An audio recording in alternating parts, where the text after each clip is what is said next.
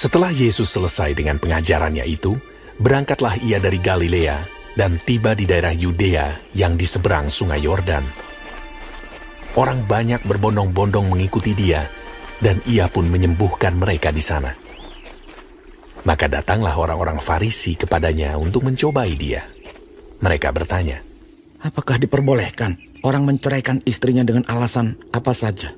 Jawab Yesus, Tidakkah kamu baca bahwa Ia yang menciptakan manusia sejak semula menjadikan mereka laki-laki dan perempuan? Dan firman-Nya, sebab itu laki-laki akan meninggalkan ayah dan ibunya dan bersatu dengan istrinya, sehingga keduanya itu menjadi satu daging. Demikianlah mereka bukan lagi dua, melainkan satu. Karena itu, apa yang telah dipersatukan Allah tidak boleh diceraikan manusia. kata mereka kepadanya, Jika demikian, apakah sebabnya Musa memerintahkan untuk memberikan surat cerai jika orang menceraikan istrinya? kata Yesus kepada mereka, Karena ketegaran hatimu, Musa mengizinkan kamu menceraikan istrimu. Tetapi sejak semula, tidaklah demikian. Tetapi aku berkata kepadamu, barang siapa menceraikan istrinya, kecuali karena zina, lalu kawin dengan perempuan lain, ia berbuat zina. Murid-murid itu berkata kepadanya, Jika demikian halnya hubungan antara suami dan istri, lebih baik jangan kawin. akan tetapi ia berkata kepada mereka, Tidak semua orang dapat mengerti perkataan itu. Hanya mereka yang dikaruniai saja. Ada orang yang tidak dapat kawin karena ia memang lahir demikian dari rahim ibunya. Dan ada orang yang dijadikan demikian oleh orang lain. Dan ada orang yang membuat dirinya demikian karena kemauannya sendiri oleh karena kerajaan surga. Siapa yang dapat mengerti, hendaklah ia mengerti. Lalu orang membawa anak-anak kecil kepada Yesus supaya ia meletakkan tangannya atas mereka dan mendoakan mereka. Akan tetapi murid-muridnya memarahi orang-orang itu. Tetapi Yesus berkata, Biarkanlah anak-anak itu. Janganlah menghalang-halangi mereka datang kepadaku. Sebab orang-orang yang seperti itulah yang empunya kerajaan surga. Lalu ia meletakkan tangannya atas mereka, dan kemudian ia berangkat dari situ. Ada seorang datang kepada Yesus dan berkata, Guru, perbuatan baik apakah yang harus kuperbuat untuk memperoleh hidup yang kekal? Jawab Yesus, Apakah sebabnya engkau bertanya kepadaku tentang apa yang baik? Hanya satu yang baik. Tetapi jikalau engkau ingin masuk ke dalam hidup, turutilah segala perintah Allah. kata orang itu kepadanya. Perintah yang mana? Kata Yesus, Jangan membunuh, jangan berzina, jangan mencuri, jangan mengucapkan saksi dusta.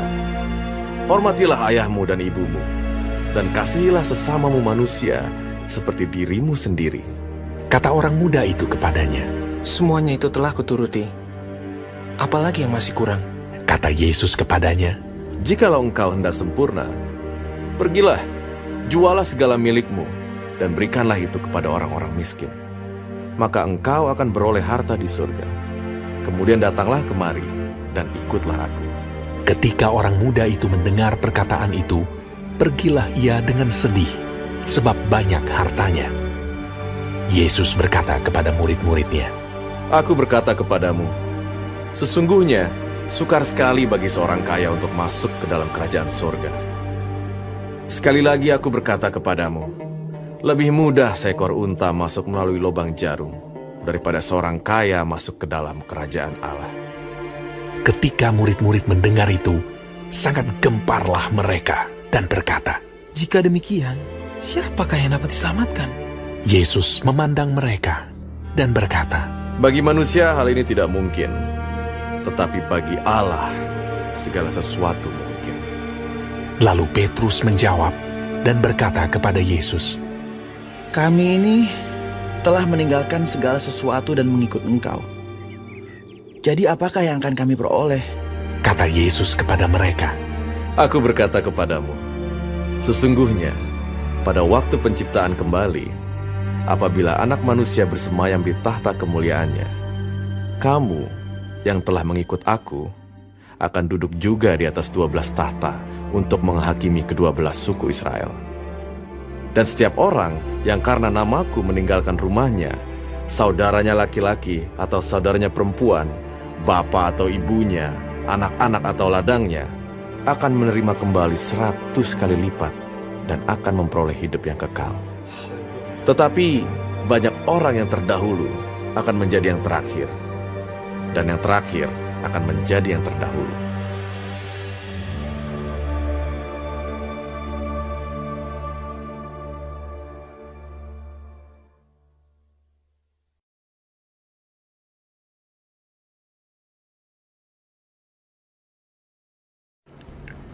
Shalom saudara-saudaraku yang kekasih di dalam Tuhan Yesus. Puji Tuhan kalau kita masih diberi kesempatan hidup hari ini dan dapat mempelajari firman Tuhan dari Matius 19 sebagai panduan kehidupan. Kali ini bicara mengenai perceraian. Saudara, firman Tuhan jelas sekali bahwa perceraian itu bukan kehendak Tuhan. Ya. Orang Farisi datang untuk bermaksud menjebak Yesus, menanyakan masalah perceraian. Ya, mereka ingin melibatkan Yesus dalam pertentangan pendapat. Ya, lalu Yesus menjelaskan kepada mereka bahwa pernikahan itu adalah lembaga yang diciptakan Tuhan. Ya, dengan tujuan untuk menjadi laki-laki dan perempuan mengalami satu kesatuan dari dua pribadi yang sangat berbeda, baik latar belakang, kebiasaan, budaya, sifat, karakter. Ya. Keduanya harus meninggalkan dan menyingkirkan segala hal yang menghambat keharmonisan dan kesatuan. Itu yang ideal. Sebab apa yang telah dipersatukan Tuhan tidak boleh diceraikan manusia. Jika Musa mengizinkan perceraian, itu bukan karena kehendak Tuhan, tapi karena kedegilan pemaksaan orang Israel, sebab mereka suka melawan dari kehendak Tuhan. Sejak awal dari Taman Eden, Tuhan tidak menghendaki perceraian. Ya. Sebab perceraian itu akan merusak atau menimbulkan luka yang mendalam bagi pria dan wanita pasangan itu maupun bagi anak-anak atau keturunan mereka. Dijelaskan siapa yang bercerai kecuali karena pasangannya berzina lalu menikah lagi, orang tersebut sama dengan penzina. Saudara, mari kita sungguh-sungguh bergantung kepada anugerah Tuhan, kasih setianya, agar kita dapat memelihara pernikahan yang sudah dipersatukan Tuhan sampai maut memisahkan. Tuntutan firman Tuhan terhadap pernikahan memang ketat dan berat, ya, tetapi semua hanya karena anugerah Tuhan, ya. Ada juga orang-orang yang diberi karunia khusus untuk hidup membujang agar fokus melayani Tuhan, bukan melayani daging. Ya, melayani Tuhan, membawa orang-orang datang kepada Kristus. Itulah yang Tuhan mau di dalam hidup kita, baik menikah ataupun memujang, hidup memuliakan Tuhan, jadi agen representasi Tuhan bagi banyak orang, supaya dari dalam hidup kita nama Tuhan dimuliakan. Amin. Selanjutnya mengenai Tuhan Yesus memberkati anak-anak. Betapa Tuhan Yesus sangat mengasihi anak-anak. Ia meletakkan tangannya atas anak-anak, mendoakan dan memberkati mereka, dan mengatakan orang-orang yang seperti anak-anak inilah yang polos, yang siap diajar, yang punya hati lembut dengar-dengaran, yang empunya kerajaan sorga. Jadi mari sebagai orang tua kita sungguh-sungguh menghargai kesempatan dan anugerah Tuhan. Didik anak kita baik, jadi teladan, berdoa syafaat sungguh buat anak-anak kita. Karena iblis mau mencuri, membunuh dan membinasakan, tetapi Tuhan datang untuk memberi hidup yang penuh dengan kelimpahan. Tuhan melindungi anak-anak kita dan keturunan. Orang tua harus sungguh berdoa. Gereja Tuhan juga harus mendukung pelayanan sekolah minggu. Doakan guru-guru sekolah minggu supaya mereka berdiri teguh dan tidak goyah karena apapun.